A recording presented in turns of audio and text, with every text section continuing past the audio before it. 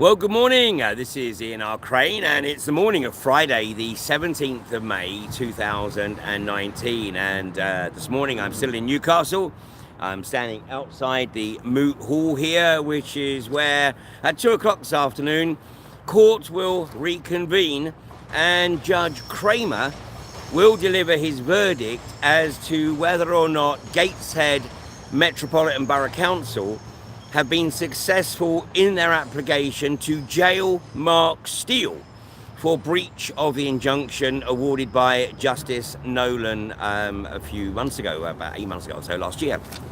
Well, of course it's going to be very interesting because this would be truly remarkable if Judge Kramer found in Gateshead Council's favour, because the breach of the injunction, i.e. harassment, would come down to what Gateshead Council have effectively agreed is one phone call and 2 emails. And this is the degree of desperation that Gateshead Council are feeling in their attempt to prevent Mark asking the hard questions about 5G and LED streetlights. And of course, it's not just asking the questions, but also producing the hard, irrefutable evidence. Well, we shouldn't be too surprised because Gateshead Council is led by Sheena Ramsey, who has a somewhat dodgy track record. She left Knowsley Metropolitan Borough Council in the Liverpool area under a massive cloud, receiving a £330,000 payoff. And this was basically to get rid of her and to keep her quiet, and so that the allegations of corruption did not come out into the public arena. Well, she then went to Worcester Council on a very low salary by comparison, only about £70,000 a year. But then she rocks up here in Gateshead on an eye-watering £160,000 a year. It's probably more than that now, because that's what it was nearly 3 years ago when she was appointed. And Sheena Ramsey and the mayor of Gateshead, Jill Green, were caught committing perjury, although it's a civil court, so basically the judge just sort of waved it away. But they both claimed that when Mark Steele presented his concerns about 5G and LED streetlights to Gateshead Council back in November 2017, that he left the podium and went for them. Well, fortunately, of course, there was actually video evidence of that event. And, the judge asked both Sheena Ramsey and Jill Green to point out the moment during Mark's presentation to the council where he went for them. And, of course, he didn't. So, right from the get-go, we've seen Sheena Ramsey and Jill Green effectively perjure themselves in an attempt to shut Mark down. And as Mark has repeatedly pointed out, there are some 35,000 of these Harvard technology leaf nut devices mounted on the top of LED streetlights all around the borough. And as Mark proved beyond any doubt during his AV10 presentation last weekend, the Harvard Technologies leaf nut product is indeed a 5G ready product. Their own documentation states that it is a data gathering device, and it will be used to trawl information as part of the Internet of Things. Now, this is, of course, is all being denied because the establishment does not want the general public to realise what is actually occurring, and the degree to which this surveillance will be mounted on the people of Gateshead, and of course ultimately right across the country and beyond. But it's not going their way. Of course, yesterday I did make the observation that Donald Trump had declared a state of emergency due to the threat of Huawei and the potential backdoor of this technology to US security. And now the British are making the same observation. I believe the Dutch have also made the same observation. So, this is the law of unintended consequences again, as, this technology is pushed at a phenomenal rate. And if anyone's seen or hasn't seen the Tom Wheeler presentation, the former chairman of the FCC in the US, and the presentation that he gave some nearly 3 years ago now, where he stated that, 5G shouldn't wait for the regulators to determine whether it's safe. It should just be got out there, because from an economic point of view, from a corporatist point of view, it's a license to print money. Well, the good news is that more and more people right around the world are waking up to the pernicious capabilities of this technology. And so we're seeing the likes of Brussels, Rome, Switzerland, and areas in Australia. In fact, in Sydney, there's an attempt to put a legal challenge on it. And what needs to manifest are groups all around the UK and multiple judicial reviews or injunctions launched to help raise further awareness, but more importantly, to prevent this technology from being rolled out. Mark stated in court yesterday that in his opinion, this is a directed energy weapon and can be deployed to cause harm. But of course, even without that, the capacity and capability for data gathering is completely unacceptable in any society that considers itself to be free. But I'm sure nobody really believes that any more than I do right now. So obviously we got a morning off because the judge had other commitments. But if you are in the northeast and you can get here for 2 o'clock this afternoon, then let's make sure this courtroom is rammed to make sure that the judiciary are scrutinised and held to account. Sounds like some people have made it already.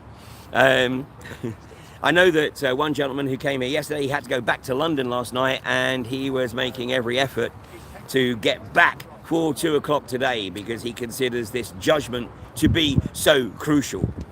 Of course, in reality, it is a win-win, because if the judge rules in favour of Gateshead Council, which would frankly be quite farcical, but if he did, then it will be further evidence that the judiciary are working very closely with the establishment and the corporatocracy to shut down anyone who has the audacity to ask pertinent questions, and certainly anyone who basically tries to raise awareness about this humanitarian crime.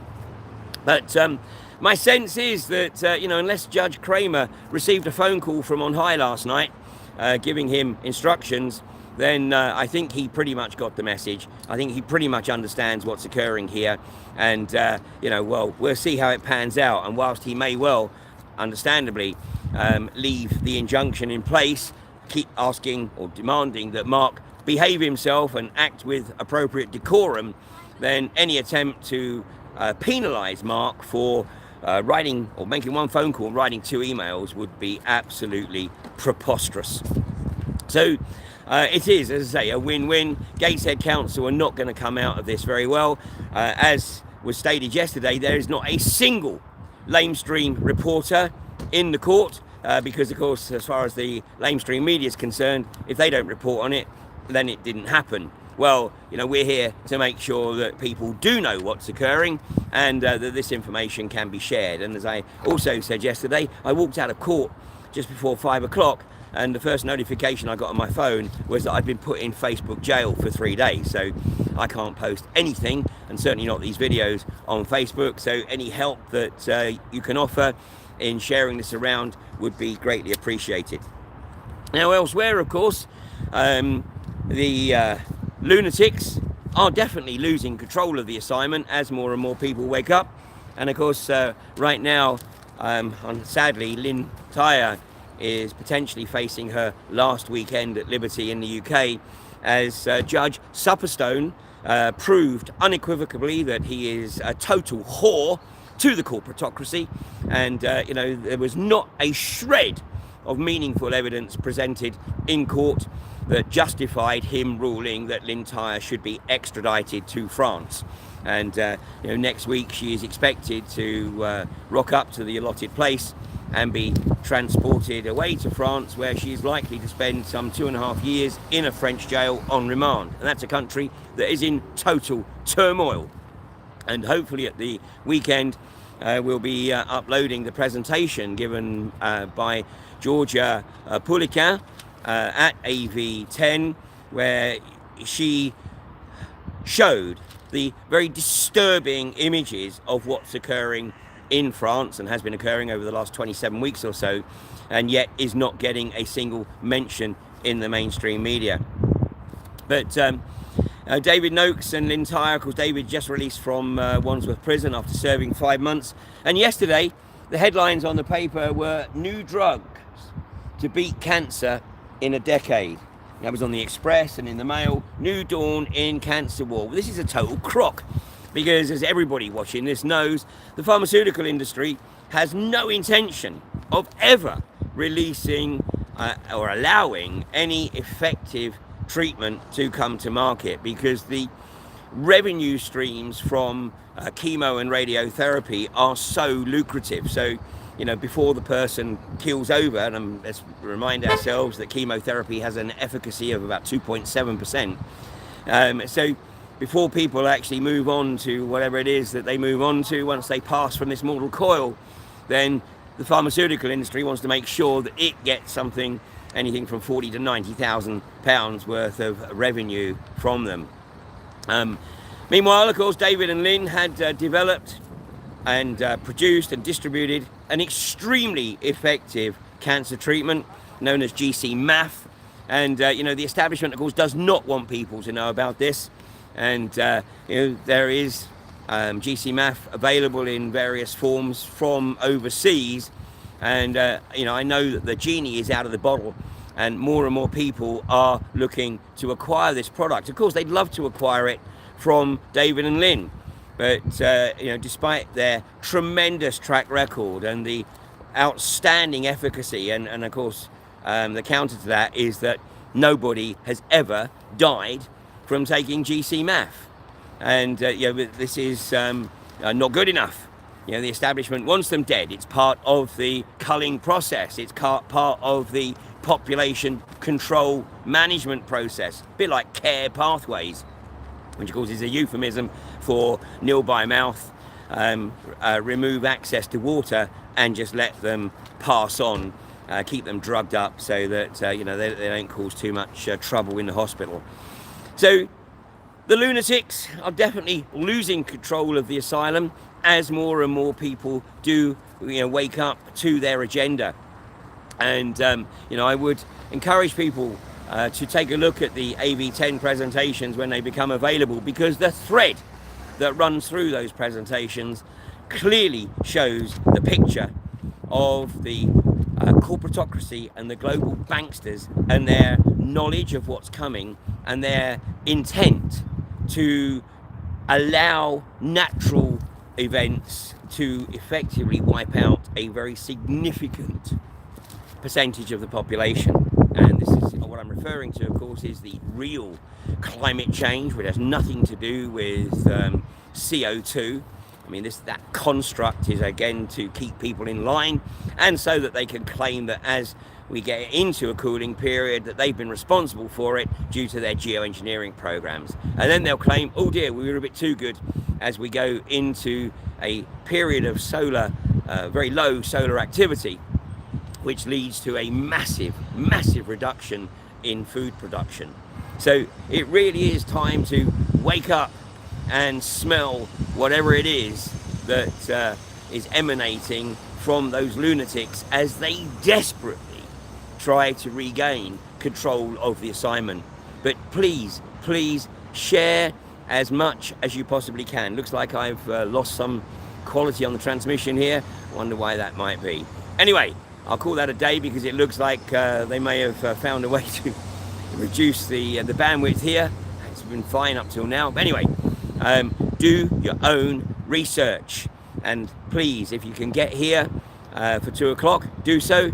And I'll be certainly reporting more on the David Noakes and Lynn Tyre situation next week. And you know, let's show the massive support for these two very brave people who, despite the trials and the trauma and the torture that they have been subjected to over the past few years, because of their success in bringing people who'd been written off by the medical establishment, bringing them back to full health, when I've asked them, you know, would they do it all over again, they haven't hesitated and said most definitely. So, you know, they have done whatever they can for those people who have suffered from cancer, and now it's our turn to do whatever we can to support them and also to prevent the extradition of Lynn Tyre to France. And as for Judge Suppression, well, I think I just trod in something, and you know, you're not even worth wiping off my shoe. Hey, you have a great day, and I'll be back this afternoon after Judge Kramer's ruling on the Gateshead Council's application to jail Mark Steele for asking the hard questions about 5G and LED streetlights. You have a great day.